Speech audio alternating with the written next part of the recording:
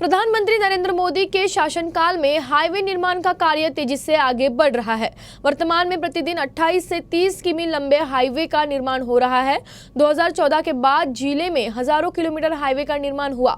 साथ ही नागपुर जिले से होकर गुजरने वाला प्रस्तावित राष्ट्रीय राजमार्ग नागपुर भंडारा राजमार्ग जीवन रेखा बनेगा, ऐसा विश्वास केंद्रीय सड़क परिवहन राजमार्ग मंत्री नितिन गडकरी ने व्यक्त किया।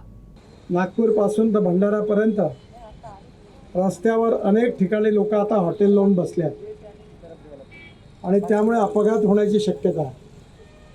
त्यामुळे आता लवकरच राष्ट्रीय महामार्गावर बऱ्याच ठिकाणी या रोडवर आम्ही 2 एकर 2.5 हेक्टर अशी जागा ॲक्वायर केलेली आहे आणि त्या जागेवर मी आजच आमच्या अधिकाऱ्यांना सूचना केली की आपण त्या ठिकाणी चांगलं पार्किंग होईल आणि छोटे छोटे हॉटेलवाल्यांना त्या ठिकाणी जागा मिळेल, जेणेकरून रोडवर ॲक्सिडेंट होणार नाही याची काळजी घेता येईल।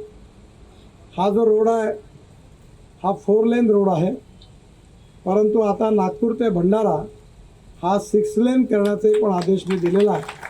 या नॅशनल हायवेच्या माध्यमातून शहरात जाणारा आणि परमात्मा आश्रमाला जाणारे जे लोक आहेत, भक्त आहेत, भाविक भक्त आहेत, शहरातले राहणारे ग्रामस्थ आहेत, त्यांना इथे अनेक धोके होत होते आणि म्हणून हा ओव्हरब्रिज त्याच्यातून हायवेची ट्रॅफिक वरून जाईल आणि कोणताही धोका होणार नाही।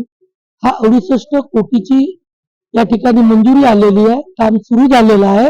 या ठिकाणी गडकरी साहेबांनी आम्हाला कोरगाव राजोला जो 2 तालुक्यांना जोडणारा जो पूल होता, ज्याच्यामुळे जवळपास 50 किलोमीटर त्या गाड्यांना वेढा मारून यायचं, तो पुलाचा आज आम्ही या ठिकाणी भूमिपूजन करतोय।